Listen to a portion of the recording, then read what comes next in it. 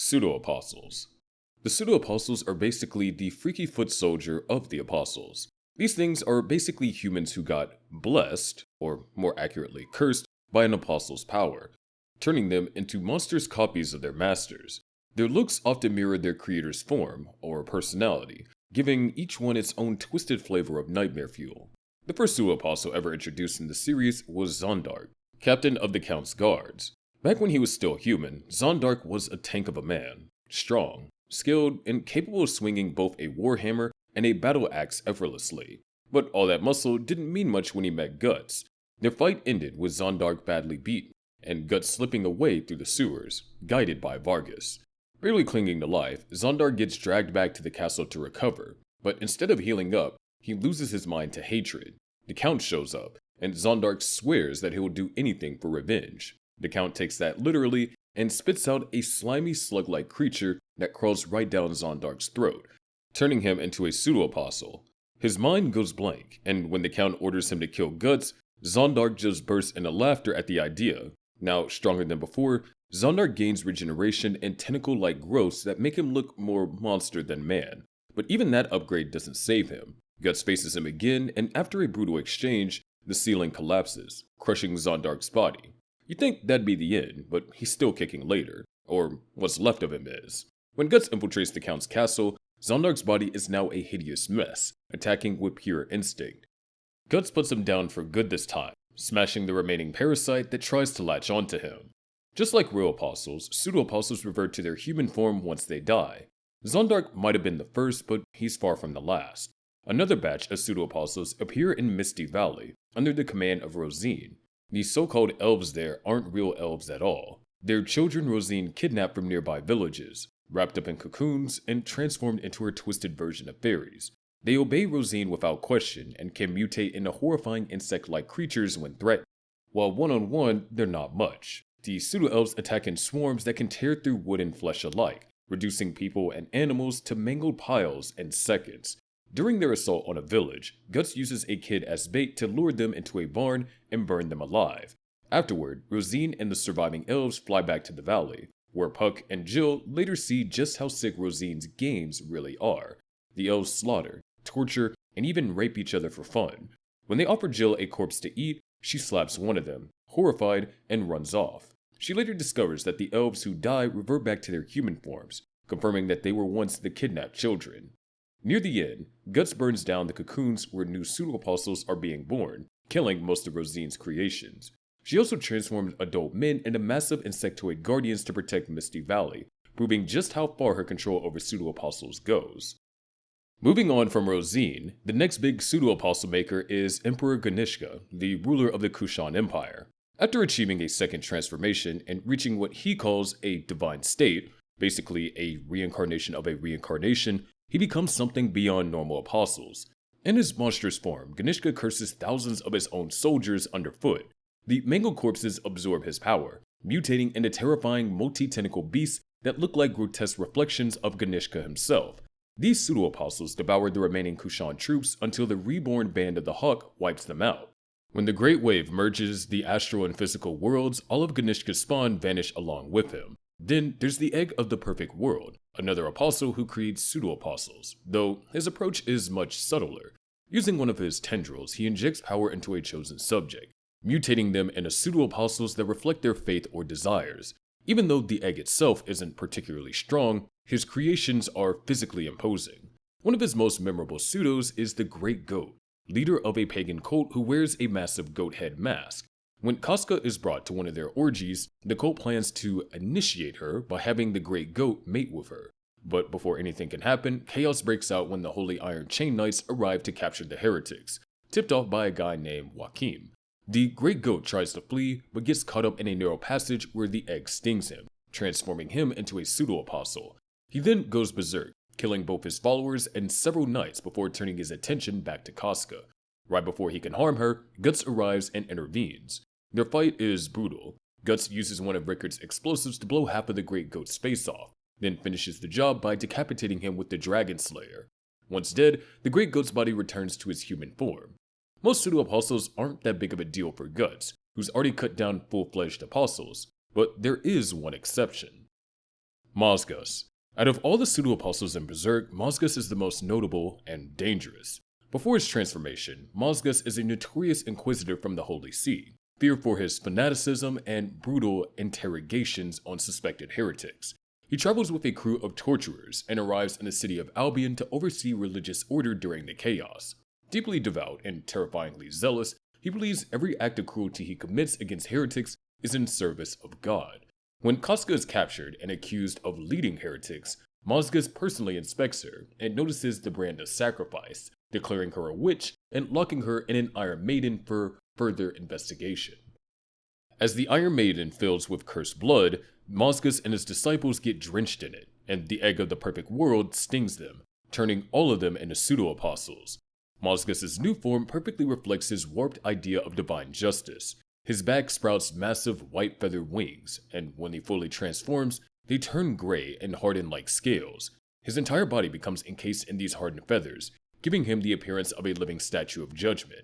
Believing his transformation to be a divine gift, Mozgus becomes convinced that God himself chose him to purge evil. He captures Casca again, deciding she must be burned alive to end Albion's suffering.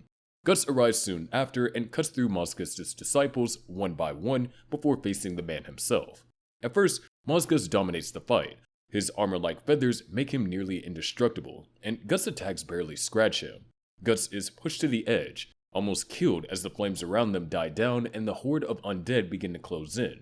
But Guts spots an opening, the faint wound he left earlier in Mozgus' chest. During their exchange, he manages to shove several tiny explosives into that spot. Mozgus doesn't realize until it's too late. The fire from his own body lights the fuse, blowing open his chest. Guts drives the Dragon Slayer straight through the wound, impaling him as flames consume his body. As he burns alive, Mozgus accepts his death as divine judgment, convinced that he's about to meet his god. He grabs Guts for one last desperate attack, but Guts flips him over the wall of Albion, sending the burning Inquisitor plummeting to his death. Mozgus' body, like all pseudo-apostles, reverts to his human form afterward. So while pseudo-apostles aren't nearly as powerful or complex as full apostles, they're a haunting reminder that in the world of Berserk, humanity's worst qualities don't need divine intervention to become monstrous. Just a little push from the wrong apostle. Gamer Supps is an energy and nootropic formula designed to be a healthier, cheaper, and more effective beverage over energy drinks for gamers or the modern anime weeb on the go. Its blend of essential vitamins, caffeine, and nootropics provide a consistent boost with no jitters and no crash. It has 0 sugar, less than 1 carb, and less than 1 calorie per serving, so it's keto and diabetic safe. Plus, there's sugar-free options. I personally drink it all the time to be able to grind out these straight-to-the-point and informative videos for you guys, and they'll likely be the only sponsor you'll ever see on this channel. So help the channel stay mostly sponsor-free by clicking the link in our description, picking from the many tasty and uniquely named flavors on the website, and use our code ANIMEX at checkout to save 10% on your order. It would be a huge help for us. Also, pick yourself up a aesthetically interesting waifu cup while you're at it too. They're collectible. But anyway. Common apostles. Let's move on to the most common type of apostles, the regular ones that Guts spends a lot of time chopping into pieces. Apostles are humans who've gone through one of the most disturbing transformations imaginable. They usually start as ordinary people who hit rock bottom, their despair pushing them to activate a Baalic they acquired at some point. That activation summons the godhand, who then offers them a deal: sacrifice something deeply precious, usually the thing that defines their humanity, in exchange for unimaginable power. Those who accept the deal lose that last piece of their soul and become something entirely inhuman. Once they've been reborn, apostles gain monstrous bodies, superhuman strength, and free reign to do whatever they want. The godhand only gives them one command: do as thou wilt. That means they can kill, rule, or destroy as they please, but it also means that they're fair game to each other. Loyalty among apostles doesn't mean much. Stronger ones can and will kill weaker ones if they get in the way. While apostles can leave freely, most still feel a strange pull towards the godhand. When a member of the godhand is nearby, an apostle's instincts go wild, almost as if they're compelled to worship or obey. Every apostle's design is unique. Some look like nightmarish animals, others like giant hybrids of beasts and humans, but most keep small traces of their original human form. Their true appearance often reflects who they were before they turned. For example, a cruel or prideful person might transform into something regal yet terrifying, while a sadistic one might become a walking horror. Despite their different appearances, all apostles can shift between their monstrous and human forms whenever they want, with their human forms still carrying enhanced strength and speed that far surpasses any normal person. Now, even though the apostles are powerful, not all of them are on the same level. The ones we'll call common apostles are basically the bottom tier. They're dangerous to regular humans, but little more than warm-up fights for Guts. The lesser apostles rely on brute strength, intimidation, and sheer size, but when faced with a seasoned monster hunter like the Black Swordsman, they go down fast. We got our first real look at this kind of apostle during the Eclipse, the horrific event where Griffith sacrifices the Band of the Hawk to become Femto. The entire dimension fills with monstrous apostles, and Guts, armed with nothing more than a broken sword, fights tooth and nail against them. Despite the overwhelming chaos and the trauma of seeing his comrades devoured alive, he manages to kill several apostles before the night ends. That feat alone shows how far apart Guts' raw determination and their brute force really are. After the Eclipse, Guts begins his mission of vengeance. His goal is simple: hunt down every apostle and eventually reach the godhand. Along the way, he crosses paths with several common apostles, most of whom fall quickly to his growing arsenal and combat instincts. One of his first is the unidentified roaming apostle, who shows up about a month after the Eclipse. Guts, as he's about to leave Goto's home, senses his brand reacting to the creature outside. The apostle marks Guts as leftovers from the Eclipse and reveals that he's been following the scent of sacrifice. He shifts into his apostle form and attacks. Guts manages to slice off his arm, but his sword breaks when he tries to strike again. The creature retaliates by attacking with his intestines, which it can control like tentacles. Guts spots a massive Dragon Slayer sword nearby, picks it up, and splits the apostle clean in half. This moment is important. It's the first time that Guts wields the Dragon Slayer, and it becomes the first apostle ever slain by it. 2 years later, Guts encounters another familiar face from the Eclipse, the unidentified female apostle who had devoured Corcus. She tries to do the same to Guts, seducing him before revealing her monstrous form, but Guts is ready. He jams his prosthetic cannon arm down her throat and fires, blowing a hole straight through her skull. Later, Guts travels to the town of Koka, which is under the control of the Snake Baron, another low-level apostle. The Snake Baron is a sadistic noble who enjoys feeding on humans, ruling over his terrified subjects like livestock. After Guts saves Puck from the Baron's soldiers, the apostle learns about the Black Swordsman's arrival and sets the town on fire, killing civilians for fun. Guts arrives and cuts through the Snake Baron's men before facing the apostle himself. The Baron charges on horseback with his halberd, but Guts shoots him off his mount. Enraged, the Baron transforms into his serpent-like apostle form, boasting about eating Guts alive. Despite his speed and power, he's no match for Guts' precision and ferocity. During the fight, Guts allows himself to be grabbed by the arm just long enough to fire his cannon, blowing off half the Baron's face. He follows up by slicing him in two with the Dragon Slayer. The fight doesn't end there.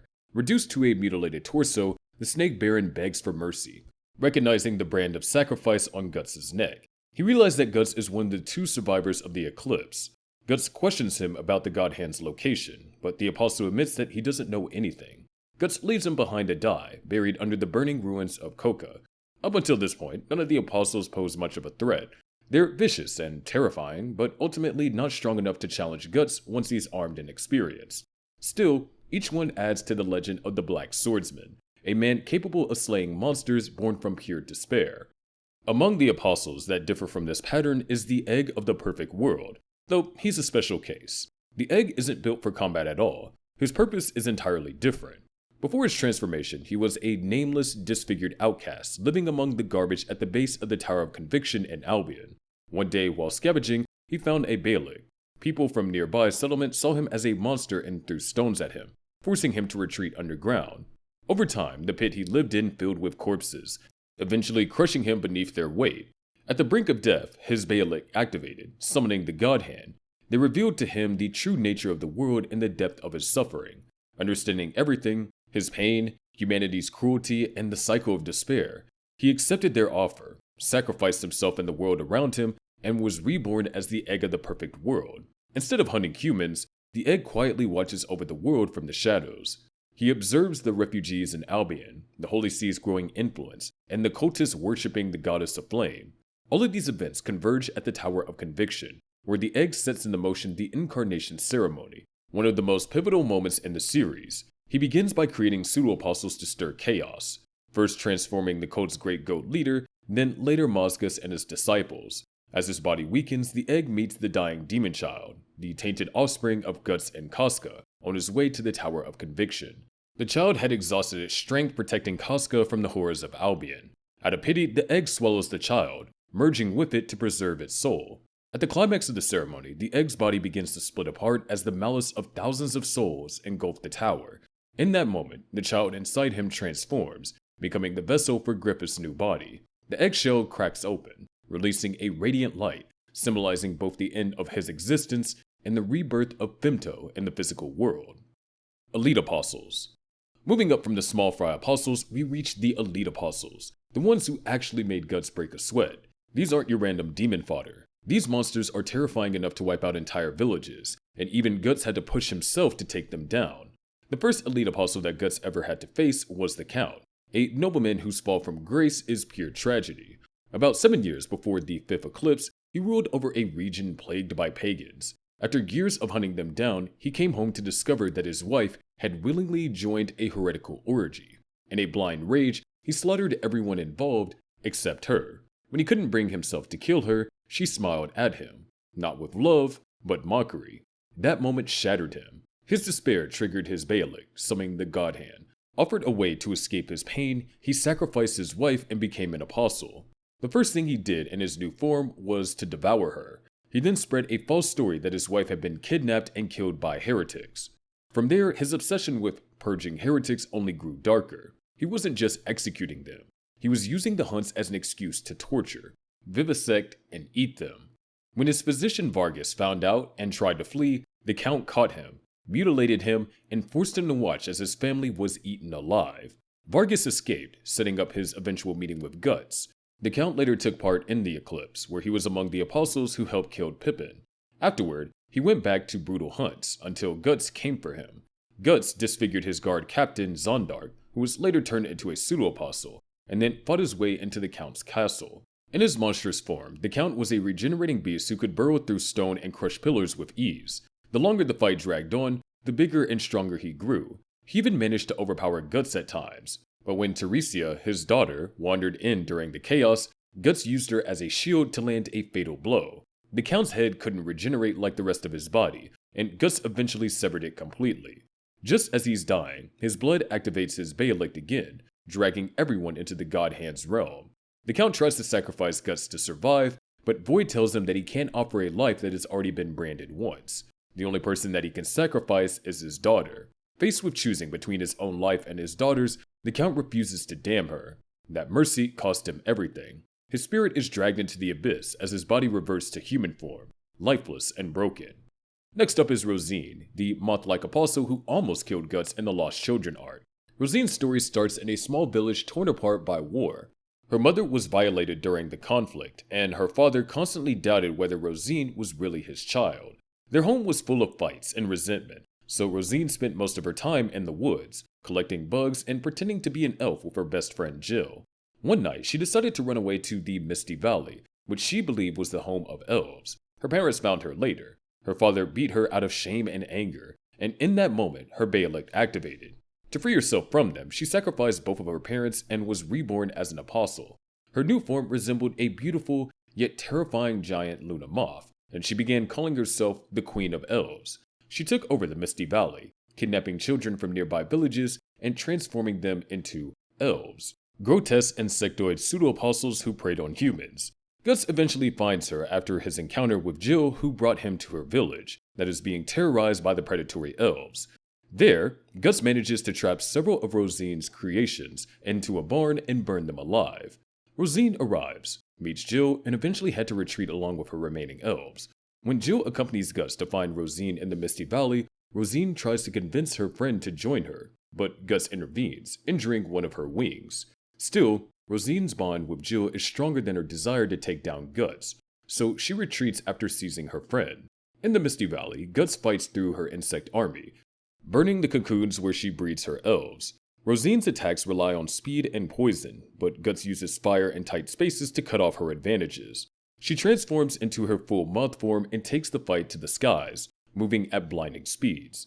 Their duel turns brutal. She impales Guts through the arm and carries him high into the air, preparing to tear him apart mid-flight. But Guts, ever the strategist, fires the cannon in his prosthetic arm point blank into her abdomen. Both plummet to the ground. Bleeding out and barely conscious, Guts ties his only good hand to the Dragon Slayer. When he sees Jill trapped in the fire, he gets a grim idea. Rosine rushes in to save the girl, exactly as Guts planned. From the flames, Guts emerges like a demon, driving his sword straight through Rosine's back, slicing into her torso. Furious, Rosine takes to the skies with Guts clinging to her back. She tries to shake him off with her whip-like antenna, sending him flying through the night. As she dives in to finish him off, her spike pierces his cheek, but Guts bites it, holding her in place just long enough to bring his sword down, splitting her nearly in two. Both crash down. Rosine, broken and human again, begs for forgiveness from her parents as Jill rushes towards her. Guts, stopped by Jill and a bolt from Zepek, flees into the night, leaving behind a dying Rosine who takes an aimless flight before plummeting to her demise. Unlike the Count and Rosine, who have tragic backstories, Wyald, on the other hand, had none, just pure chaos. Little is known about Wyald's life before becoming an apostle, except that he ended up as a convict. When the king of Midland gathered prisoners to use as soldiers, Wyald became the leader of a savage unit called the Black Dog Knights, made up of murderers and rapists. Even among them, Wyald was the worst. During the rescue of Griffith by the Band of the Hawk, the king sent Wyald and his men to hunt them down. The Black Dogs slaughtered and violated anyone who had helped the Hawks. When they finally caught up to Guts and his group, Wyald's men got decimated by traps and counterattacks. Wyald fought Guts directly, and their clash was feral. Guts noticed that Wyald fought purely on instinct, even parrying his sword with his teeth. When morale among his men dropped, Wyald simply killed them all himself for being weak. Then he decided to reveal his apostle form, a massive, grotesque humanoid beast with a face split open like a flower. The battle between him and Guts was brutal. For the first time in a century, Wyald was seriously wounded, pretending to be dead. He ambushed the Band of the Hawk's camp and kidnapped Griffith, trying to trigger the eclipse early to save himself from death. He tore through the camp, exposing Griffith's mutilated body to the Hawks to break their morale, but panicked when he couldn't find Griffith's Bailick. That's when Nosferatu Zod appeared. Zod impaled Wyald on his horns, declaring that the Bailick must return to Griffith because that's how it is. Wyald tried to reason with Zod, claiming that he was only following one law of the godhand, do as thou wilt. Zod didn't care. He ripped Wyald open, killing him instantly. Wyald's body reverted to his old human form as his soul was dragged into the abyss. Greater Apostles. After Femto returns to the physical world as a reconstituted Griffith through the incarnation ceremony, he begins rebuilding his Band of the Hawk. This time, he doesn't settle for regular apostles. He handpicks only the strongest and most terrifying ones. These are the Greater Apostles, beings powerful enough to stand beside the Falcon of Light himself. One of the first to answer Griffith's call is Zod, the immortal warrior who had been spilling blood on battlefields for over 300 years. In his apostle form, Zod is a towering beast with horns, claws, and enough strength to shatter stone walls. Arrows barely pierce his hide, and even when his limbs are torn off, he simply reattaches them as if nothing happened. Guts and Griffith once faced him back in the Golden Age arc and barely survived. Zod was impressed that Guts managed to injure him at all, a feat that no one had accomplished for centuries. Zod's respect for Griffith goes back to that same encounter, when he spotted the Crimson Bailick in Griffith's position and realized that Destiny had big plans for him. He left that day with a warning to Guts. When Griffith's dreams collapses, death will come for everyone around him. During the Battle of Doldry, Zod secretly aids Guts by throwing him a sword when his breaks mid-fight, and later kills the rogue apostle Wyald for attempting to trigger the eclipse prematurely. When the eclipse happens, Zod chooses to stay outside the hellish dimension, uninterested in the feast of human flesh. Instead, he waits for the Skull Knight, knowing all too well his rival will arrive. Eventually, Zod gets overwhelmed by the Skull Knight and has no choice but to back off, letting him break through and save Guts and Casca from the horde of demons. 2 years after the eclipse, Zod experiences a vision of the Falcon of Light. When he wakes, his horn is severed and a voice calls him to Albion. There, he witnesses Griffith's rebirth and pledges himself to his new master, slaughtering Kushon's soldiers in the process before flying Griffith to safety. At the Hill of Swords, Guts attacks Griffith, and Zod steps in. The two clash fiercely. Zod even compliments Guts for improving since their last battle, but Griffith eventually orders him to stand down. Zod obeys, carrying Griffith away to continue his rise. Later, Griffith sends Zod and other apostles to eliminate the witch Flora. During that mission, Zod once again fights the Skull Knight, a duo that's become something of a reoccurring event for them. Zod crosses paths with Guts yet again and Vertanis, this time during the fight against Ganishka and his monstrous Pishacha army. Remembering Sonya's prophecy about having to choose between fighting or fighting with the sword that once cut him, Zod joins forces with Guts. Together, they take down Ganishka's mist form, Zod flying through the giant's brow while Guts strikes at the same moment, dispersing the massive threat. After the founding of Falconia, Zod continues serving as Griffith's enforcer, battling giants and monsters in the New World. During a massive fight against a Hydra, he's among the first to charge in, showing he's as loyal as he is relentless. Later, when Griffith reappears in Elfhelm, Zod intercepts Guts' attack aimed at Griffith. The two trade blows once more, but Guts breaks away, with his focus solely towards Griffith. But Guts stops his sword when Griffith takes the unconscious Casca into his arms. Griffith mounts Zod and the two fly back to Falconia, leaving Guts behind, broken once again. Among the greater apostles, another notable figure is Rakshas, a former member of the Bakiraka clan. Once exiled for breaking taboos, he eventually becomes an apostle and one of Griffith's top assassins. When the new Band of the Hawk forms, Rakshas shows up during the liberation of Shet, a city under Kushon control. He appears as a masked shadowy figure capable of dodging and weaving through deadly strikes with inhuman agility. Rakshas claims to have heard the same prophecy about the Falcon of Light and declares that he'll one day kill Griffith, but until that day comes, he'll protect him. Griffith accepts this with a smirk, welcoming him into his army. Rakshas kneels, pledging allegiance while surrounded by the corpse of defeated enemies. As an apostle, Rakshas's body is completely amorphous. He can twist, flatten, or stretch his form at will, creating blade-like appendages for cutting or grappling. He's also capable of flight and can use his cloth-like body as a weapon, transforming it into scythe-like tentacles that slice through metal or even large beasts. Because of his stealth and flexibility, Rakshas often handles covert missions like assassinations or intelligence gathering for Griffith. During the Battle of Luminous, Rakshas helps eliminate the remaining Kushon soldiers trying to report Griffith's reappearance. When Mule pledges allegiance to Griffith, Rakshas suddenly appears behind some assassins trying to attack his master and kills them instantly, showing his loyalty even if his motives are strange. Despite his eerie calmness, Rakshas has one odd trait. He's extremely attached to his mask. When it's broken by Salat, he becomes so upset that he retreats from battle entirely. Later, during Rickard's ambush in Falconia, his mask is pierced again, and he visibly sulks. Even for an amorphous killer, he's got a weirdly human side. Apostle Commanders. Under Griffith's reborn Band of the Hawk, the Apostle Commanders make up the elite core of his army, apostles so skilled and deadly that they serve as captains over the band's strongest divisions. These aren't your average monsters. They're legends, even among demons, handpicked by Griffith himself. One of the top commanders is Locust, the Moonlight Knight. Before he became an apostle, Locust was already a legend, undefeated in countless duels, and known across the land as the mightiest knight. Warriors told their sons bedtime stories about his heroics.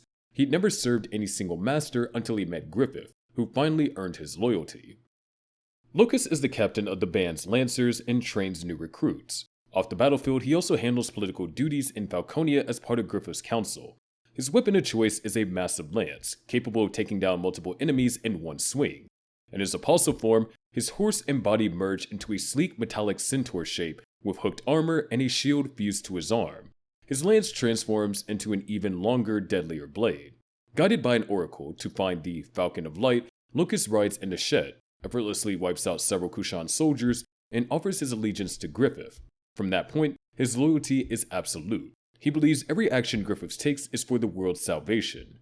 During the Band of the Hawk's assault on Windham, Locust and his lancers storm the Kushon stronghold, cutting down entire platoons before confronting Emperor Ganishka's forces. While Ganishka's forces shift to Griffith, Locust withdraws his men after Charlotte is rescued. Later, he rides at the front lines in defense of Vertanis, leading a devastating charge that tears through Kushon ranks. When Rickard arrives in Falconia and slaps Griffith, Locust nearly loses his temper, but stops when Griffith orders him to stand down. He later serves on Falconia's War Council, reporting on the armory's expansion and land reclamation. Then there's Grunbeld, captain of the band's giants. Before joining Griffith, he was a legend in his own right, known as the Great Flame Dragon. During the 100-Year War, he held off a Tudor invasion with only 3,000 men, earning his fearsome reputation. When Griffith formed his new Band of the Hawk, Grunbeld answered the call during the liberation of Shet, smashing through the gates and burning enemy ranks with his fiery shield. Grunbeld's power is immense, even in human form.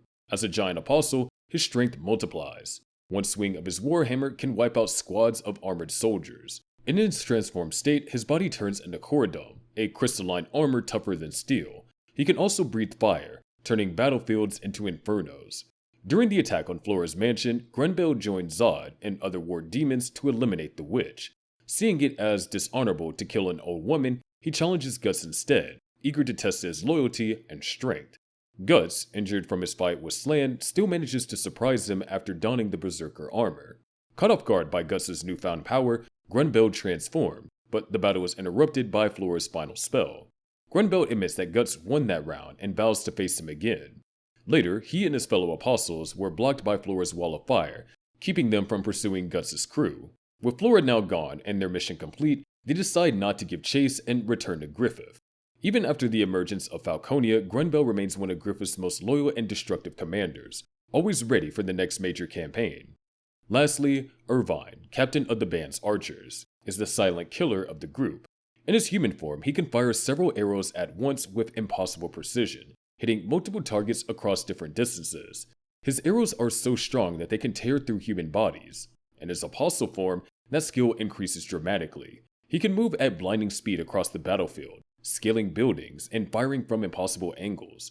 Irvine's transformation turns his tail into a weapon. The hair condenses into razor-sharp arrows that explode in the thorny masses inside the target, tearing them apart from within.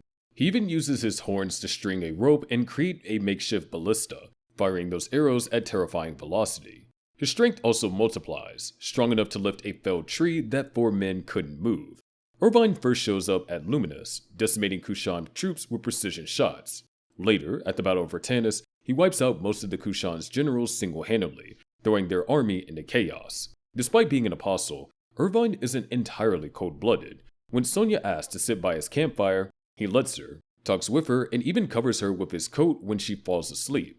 During the battle against Shiva Ganishka, Irvine protects her in his apostle form, showing that even demons under Griffith can still feel some form of empathy. After the world transformation, Irvine helps defend Falconia from astral creatures and assists refugees fleeing from monsters. When a giant cockatrice attacks, he shifts into apostle form and fires a massive tail arrow directly into its mouth, killing it instantly. Later, when Griffith's army fights an army of Jotnar, Irvine backs up Zod from afar, shooting at a hydra unleashed by the giants. Zod takes on the beast directly, while Irvine's arrows weaken until Grunbeld finishes the job with his fiery breath. Together, Locust, Grunbeld, and Irvine represent the elite command of Griffith's army, warriors who were already legendary before becoming apostles. Shiva form. Apostles are meant to serve the godhand. That's just how the hierarchy works. But there's one guy who refused to bow down, Emperor Ganishka. Unlike the rest of his kind, Ganishka openly defied the godhand, especially Griffith, because he wanted the world for himself. His obsession wasn't just with power, it was total domination. And since Griffith was after the same thing, the two were destined to clash. Before turning into an apostle, Ganishka was born the eldest son of a Kushon king. His mother, favoring his younger brother, tried to poison him when he was 6 to make sure her preferred son would inherit the throne. Ganishka survived, killed his brother in revenge, and his mother later took her own life in despair. Growing up in a den of vipers, Ganishka learned early how to play the deadly game of court politics and eventually took the throne by arranging his father's death. As king, he ruled through fear and endless conquest. His empire expanded fast, but his obsession with power made him a stranger to his own family. Years later, during a banquet, he was poisoned again, this time by his own son. Wounded and desperate, he activated a Baalak that he got from Diva, sacrificing his son to survive. That's when he became an apostle. When famine and plague weakened Midland, Ganishka invaded and captured the royal city of Windham. He even took Princess Charlotte hostage in the Tower of Rebirth, planning to force her into burying his child to solidify his control over Midland. His plans fell apart when Griffith and the reborn Band of the Hawk launched a surprise attack. Zod and Griffith broke into the tower, rescued Charlotte, and escaped, leaving Ganishka furious. Not long after, Ganishka appeared at a grand ball in Vertanis, though only as his fog form, a projection of his astral body, and declared war on the Holy See Alliance. His army immediately launched a massive attack on the city. When his general Daiba fell to Guts, Ganishka faced the Black Swordsman himself. Impressed by Guts' endurance as a branded human, he offered to let him join his side, but Guts refused. As Ganishka moved in to finish him, Zod and a squad of flying apostles arrived to strike back, only to be obliterated by Ganishka's lightning. That's when Guts and Zod, realizing they shared a common enemy, teamed up. With Guts on Zod's back, they flew straight into Ganishka's fog form, and Guts drove the Dragon Slayer through his projected head. The attack exposed a weakness. His fog form could be dispersed if pierced at the core. Humiliated, Ganishka unleashed his army in rage, ordering a full-scale assault. But before his forces could secure victory, Griffith and the Band of the Hawk arrived and completely turned the tide of battle. When Griffith confronted him face to face, Ganishka's instincts as an apostle kicked in. He could feel the overwhelming authority of a godhand member standing before him. Knowing that even a touch from Griffith would make him submit, Ganishka tried to counter by turning into his fog form again. Griffith, however, manipulated the sea winds around him and nearly scattered Ganishka's mist completely, forcing him to revert to his normal body. Defeated and humiliated, Ganishka kneeled and agreed to a ceasefire, retreating to Windham to prepare for a final battle. But that defeat broke something inside him. Ganishka became obsessed with surpassing the limits of his apostle form. He turned to Daiba's life work, the man-made Baalic. This grotesque device was crafted from the still-living bodies of apostles, chained and stitched together into a huge vat filled with amniotic fluid. Daiba used it to create the Daka, monstrous soldiers born by submerging pregnant women into the fluid. The unborn children absorbed the power from the abyss through the apostles' bodies, transforming into demonic warriors. Ganishka decided to use the machine for himself. As he submerged into it, the device began pulling in his fog that had spread across the city. Daiba realized with horror that the fog, along with the life force of anyone it touched, was being drawn into the contraption. He compared it to a massive, unnatural Baalic, recognizing that Ganishka was attempting something forbidden, reincarnating himself. As Ganishka's consciousness descended into the abyss, he absorbed an enormous amount of evil power. When he emerged again, he'd become something entirely beyond an apostle, a godlike monster that dwarfed cities. The Kushon soldiers who saw him likened him to the deity Shiva, a being of destruction. Now, a massive eldritch giant, Ganishka burst out from beneath Windham, flattening his own city and army in the process. His mind's completely gone, leaving nothing but a monster of pure chaos and destruction. He spews torrents of fires from the countless mouths covering his body and even creates twisted pseudo-apostles from the soldiers he crushes. Those things immediately turn on the survivors, tearing through them in an absolute nightmare scene.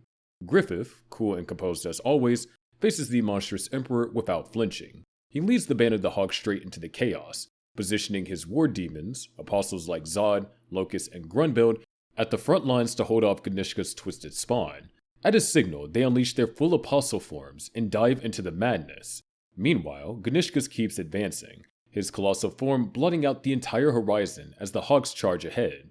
Amid the chaos, Griffith personally leads the assault, but as they push forward, Ganishka finally makes his move, slamming his massive foot down and crushing hundreds in an instant. From the cloud of dust and carnage, Griffith rises into the air atop Zod, soaring straight towards the Emperor's head. Zod weaves between a storm of flailing limbs and torrents of fire, carrying Griffith to the top of Ganishka's skull. Once there, Griffith calmly steps off and walks into a crater-like pit on Ganishka's head. Inside, he finds what's left of the Emperor's human face, half buried in grotesque flesh. Manifesting fully as Femto, the godhand, Griffith reaches out to make contact. Suddenly, the Skull Knight appears through a portal and swings the sword of Balance. Femto catches the attack mid-swing, twisting the space around it and redirecting the tear right back at Ganishka. The strike rips through the Emperor's massive body, slicing him clean in half. But Ganishka's death is only the beginning. The collision between his unstable reincarnated form and the sword of Balix trigger a catastrophic reaction, opening a rift into the deepest layers of the astral world. The tear expands fast, hollowing out Ganishka's body and unleashing a blinding wave of light. Below, his pseudo-apostles split open and dissolve as the energy devours them. A massive explosion follows, and a pillar of white light shoots into the sky, spreading across the land. From space, it looked like the whole world was swallowed by it. When the light finally fades, everything has changed. The barrier between the physical and the astral realms is gone. All across the world, creatures of legend begin appearing. Dragons, giants, trolls, elves, and spirits, beings that had only existed in myths until now. This event would later be called the Great Wave of the Astral World. When the light disappears, a massive white tree now stands where Ganishka once was, the world's spiral tree, symbolizing the fusion of both worlds.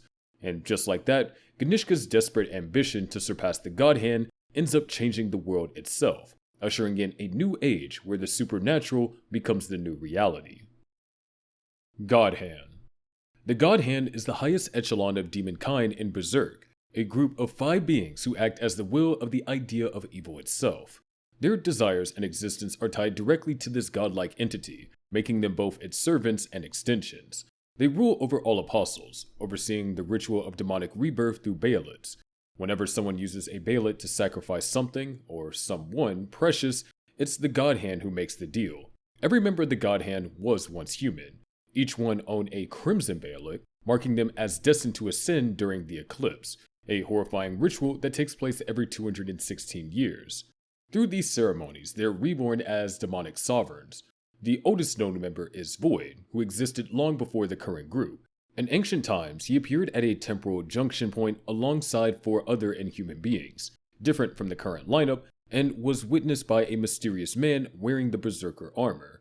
While the fate of those earlier entities isn't known, Void persisted through the ages, recurring apostles and future godhand members while constantly clashing with the Skull Knight.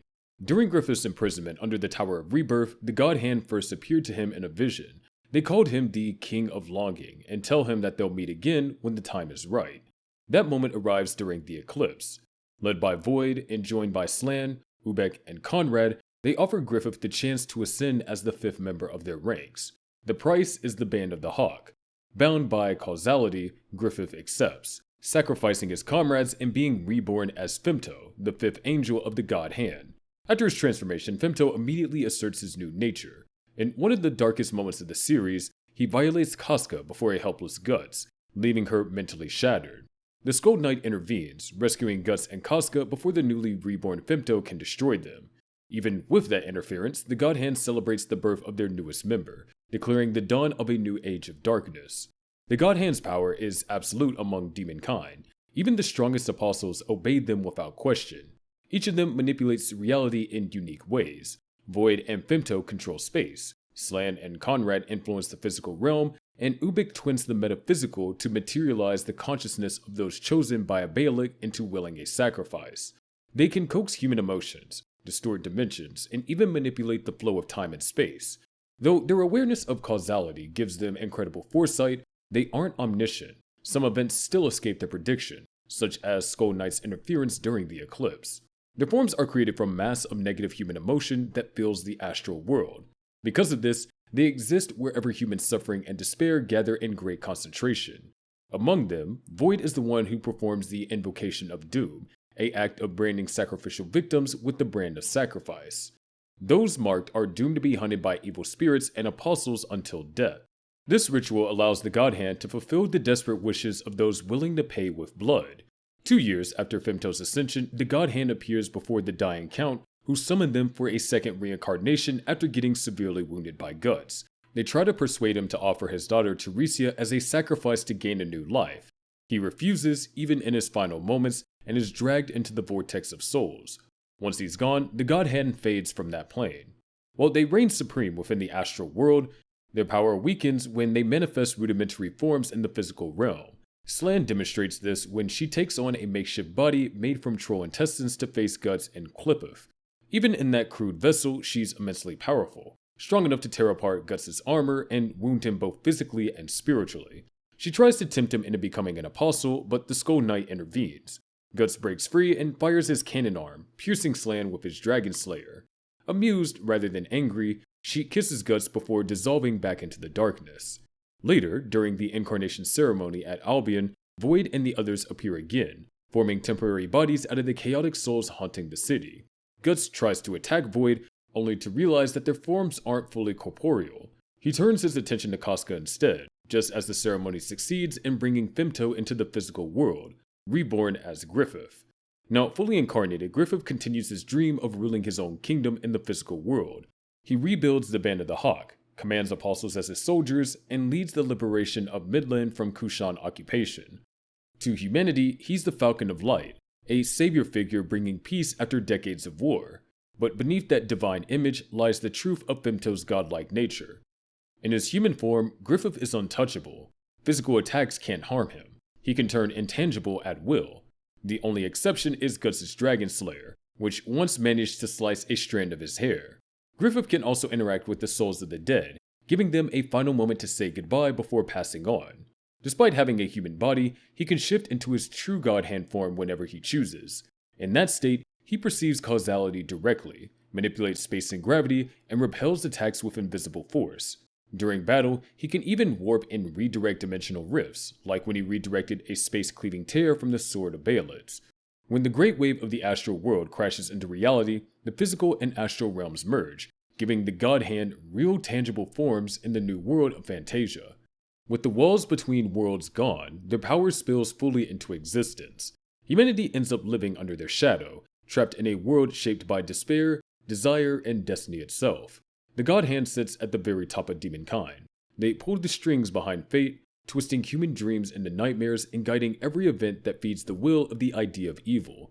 Every sacrifice, every apostle's birth, and every step of Griffith's rise all trace back to their control. The entire world now moves quietly under their invisible influence.